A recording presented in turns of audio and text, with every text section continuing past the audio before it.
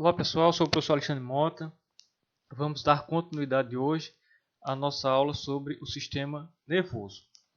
Na aula anterior falamos da parte introdutória do sistema nervoso e falamos dos sistemas nervosos dos invertebrados, platelmintos, nematelmintos, anelídeos, moluscos e artrópodes. Nessa aula nós vamos falar sobre o sistema nervoso dos cordados. Bem, nos cordados, ou seja, nos vertebrados, os peixes, anfíbios, répteis, aves e mamíferos, o sistema nervoso é muito desenvolvido e se classifica como sistema nervoso cérebro-espinhal. Ele é constituído por uma sede, que é o sistema nervoso central, e uma rede de nervos que dela partem e se distribuem por todo o organismo do animal, que é o chamado sistema nervoso periférico. Há também o sistema nervoso autônomo, que iremos falar nele. Bem, pessoal, o sistema nervoso autônomo ele regula a manutenção da estabilidade do ambiente interno, ou seja, controla os mecanismos cardiovasculares, as secreções das glândulas, as atividades motoras dos músculos lisos, por exemplo. Todos os órgãos conectados com o sistema nervoso autônomo eles têm uma dupla inervação, ou seja, uma inervação proveniente do sistema nervoso simpático e outra do sistema nervoso parasimpático.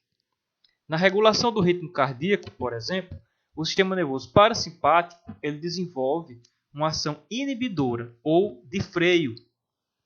Já o sistema nervoso simpático realiza uma ação antagônica, ele aumenta a atividade cardíaca. Existe então um controle recíproco entre os dois sistemas, mas eles são condicionados pelo sistema nervoso central, que é o sistema que decide, sobre a base de estímulos externos, se acelera ou diminui determinados processos.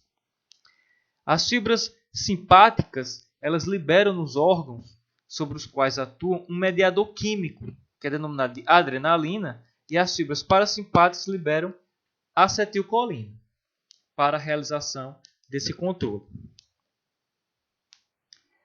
Bem, agora vamos falar no sistema nervoso periférico, que ele é composto por uma rede de nervos que partem do sistema nervoso central e se distribuem por todo o corpo. No caso, são nervos motores.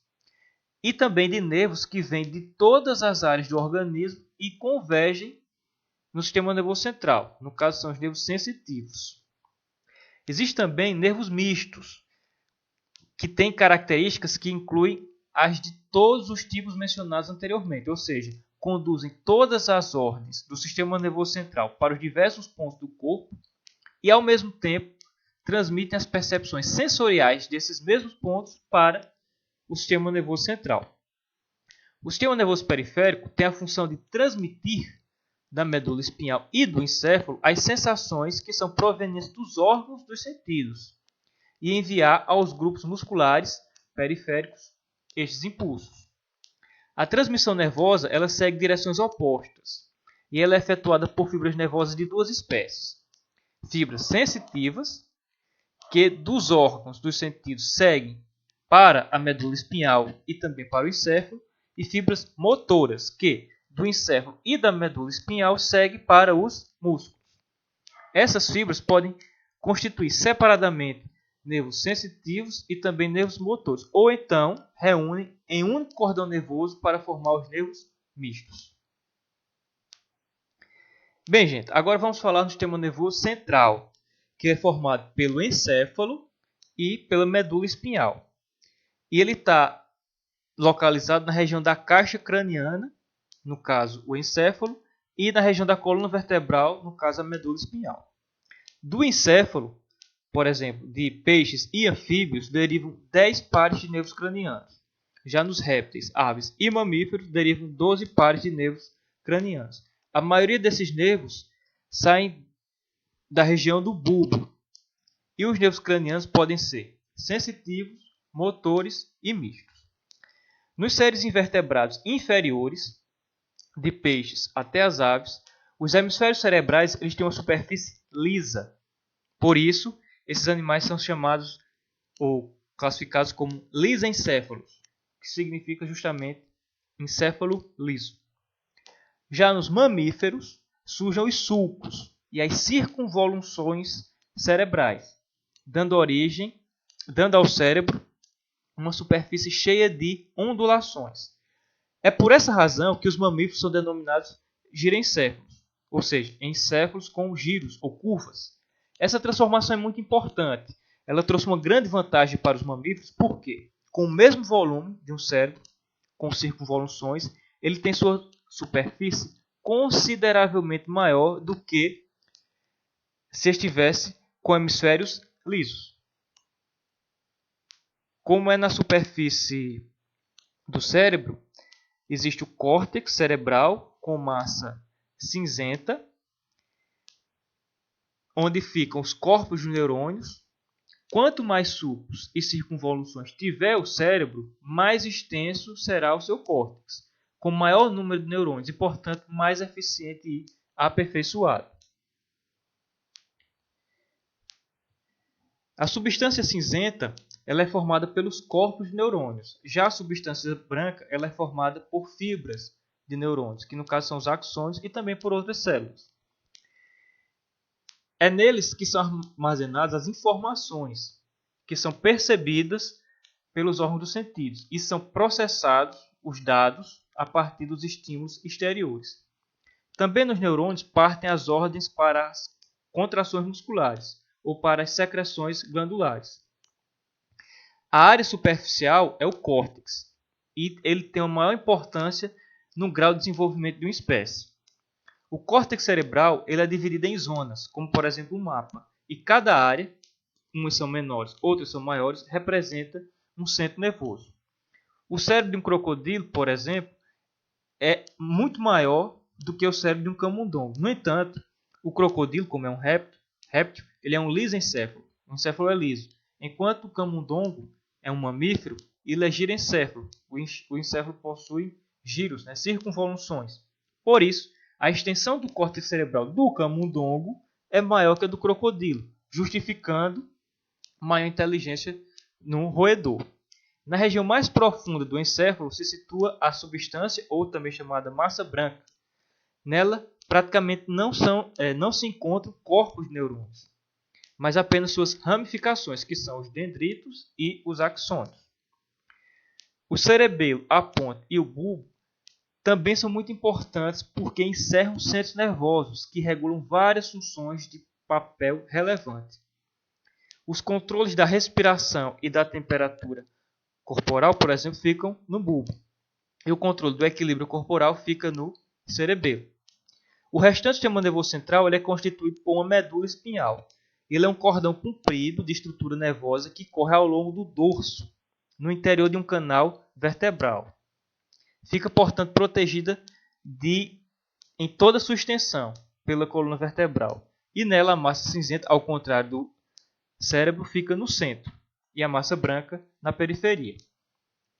Bem, gente, agora a gente vai falar do impulso nervoso, de como funciona a transmissão do impulso nervoso. Bem, os impulsos nervosos eles constituem uma modalidade de transmissão de sinais que se baseia na alteração do equilíbrio normal de cargas elétricas presentes na superfície interna e externa da membrana das células nervosas. A concentração de potássio no meio intracelular, ou seja, dentro da célula, é sempre superior à extracelular, fora da célula. E cada íon de potássio que sai do axônio, sem estar acompanhado por um íon de cloro, cria uma carga positiva na face externa da membrana. A difusão contínua dos íons potássio para fora da célula leva a uma carga positiva no lado externo da membrana nervosa, até atingir um nível que não ocorre mais o efluxo desses íons. E quando a carga elétrica negativa se acumula no interior da membrana e a positiva no exterior, devido à permeabilidade do potássio, essa diferença de cargas gera uma diferença de potencial, que é denominada de potencial de repouso. O potencial de repouso é em grande parte devido à desigualdade da distribuição dos íons sódio e potássio entre o lado interno e externo do axônio. Esse potencial de repouso é restabelecido quando a membrana se torna impermeável ao sódio. Ao ser estimulado, uma pequena região da membrana torna-se permeável ao sódio. Ocorre a abertura dos canais de sódio. Como a concentração desse íon é maior fora do que dentro da célula, o sódio atravessa a membrana, no sentido do interior da célula. A entrada de sódio é acompanhada pela pequena saída de potássio. Essa inversão vai sendo transmitida ao longo do axônio, e todo esse processo é denominado onda de despolarização. A velocidade de deslocamento do impulso ao longo de um nervo depende da intensidade do estímulo e da propriedade do mesmo. Nos nervos motores dos vertebrados, a velocidade de condução é superior aos nervos motores comuns de invertebrados. A velocidade efetiva da condução é determinada pelo diâmetro e do grau de mielinização da fibra nervosa. As fibras com grande diâmetro e com mielina conduzem os impulsos mais rapidamente do que as fibras menores e sem mielina. Nos axônios gigantes, a velocidade de condução é 10 vezes maior que em axônios comuns de um mesmo animal.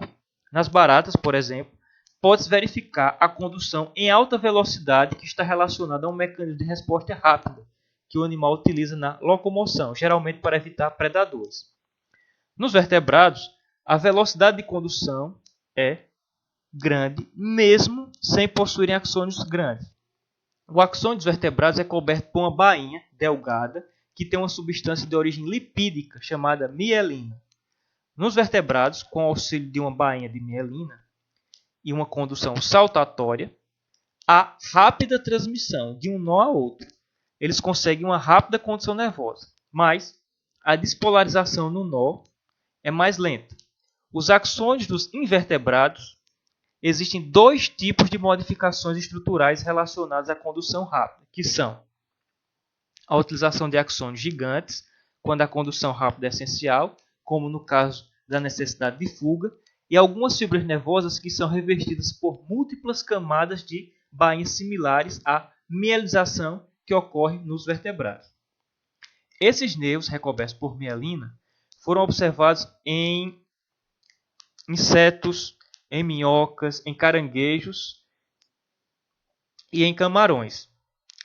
Nesses invertebrados, a velocidade de condução nas fibras é muito superior à dos outros nervos de invertebrados de diâmetro similar. Porém, não atinge a mesma velocidade de condução dos axônios mielinizados da maioria dos vertebrados.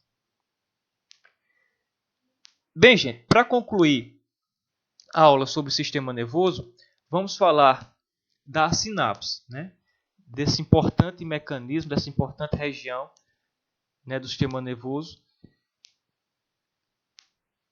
que é uma estrutura que compreende a terminação de um axônio, de um neurônio, com o outro adjacente. Ou seja, é o local onde ocorrem as transmissões de sinais nervosos. Essas transmissões podem ser de forma elétrica ou química. As sinapses elétricas são verificadas em vários artrópodes, em anelídeos, em selenterados e moluscos. E provavelmente é comum em algumas partes do sistema nervoso central dos vertebrados.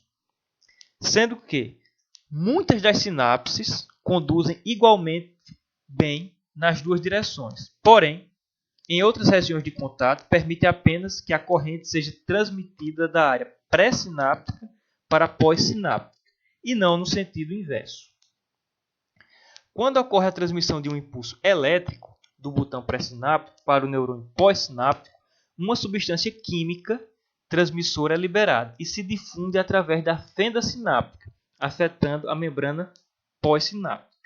No momento em que um impulso elétrico alcança o botão pré-sináptico, ocorre alteração no potencial de membrana, que permite o influxo de cálcio na terminação nervosa. Os íons atravessam os canais de cálcio, que normalmente estão fechados, mas se abrem em resposta à alteração da membrana. O aumento de cálcio estimula as vesículas presentes na membrana pré-sináptica a liberar as substâncias químicas transmissoras. Na falta de cálcio, pouco ou nenhum transmissor é liberado. Daí a importância de cálcio na transmissão do impulso nervoso. A acetilcolina é o transmissor na junção neuromuscular, que rapidamente se difunde através da fenda sináptica em direção à membrana pós-sináptica, onde as moléculas de acetilcolina ligam-se a receptores específicos.